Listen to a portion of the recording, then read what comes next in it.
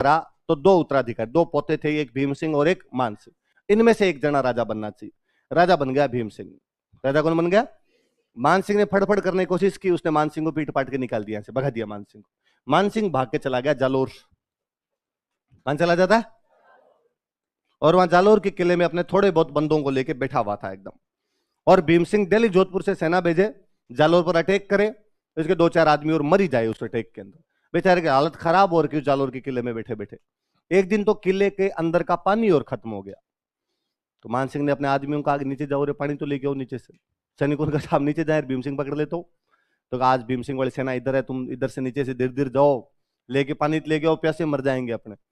ये सैनिक को नीचे पानी लेने के लिए गांव के अंदर गए। जब वापस आ रहे थे तो जालोर का किला ऊंचा बना, बीच में पहाड़ियों में एक बाबा बैठा हुआ तपस्या कर रहा था, देवनाथ।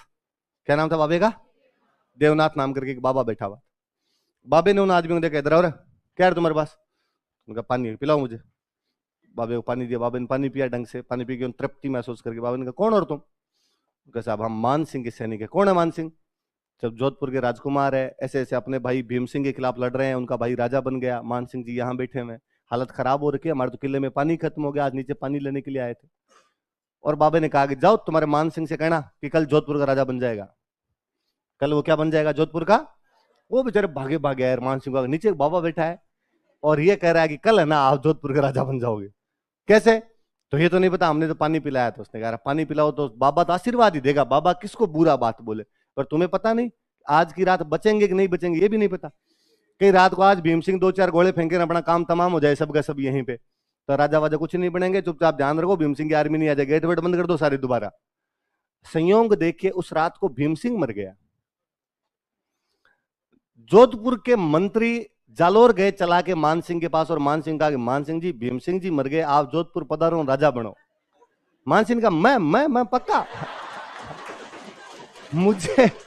मुझे बनाओगे? हाँ साहब आप चलो, और आपको राजा बनना है। और मान सिंह ने हाथों हाथ सैनिकों का बाबे को लाओ, बाबे को लेके बाबा तेरे को मान सिंह बुला रहा है। मान सिंह ने कहा बाबा जी, मान सिंह बाबा जी आते, मान सिंह ने दंडवत प्रणाम किया। कहा बाबा जी आपको कैसे पता चला कि मैं राजा बनने वाला हूं आज? और बाबा ने कहा कि हम त्रिकालदर्शी है, भूत वर्तमान भूत भविष्य सब कुछ जानते हैं, हमें तीनों लोगों की जानकारी रहती है। तो उसने कहा बाबा जी एक काम करो, आप मेरे साथ जोधपुर चलो। तो मैं अकेला कैसे जाऊं, मेरे साथ तो मेरे चेले रहते हैं खूब सारे। मान सिंह ने कहा सारे चेलों को साथ ले लो। सारे के सारे नाथ बाबाओं को लेके जोधपुर आ गया था। इन नाथों का सबसे बड़ा केंद्र जोधपुर है।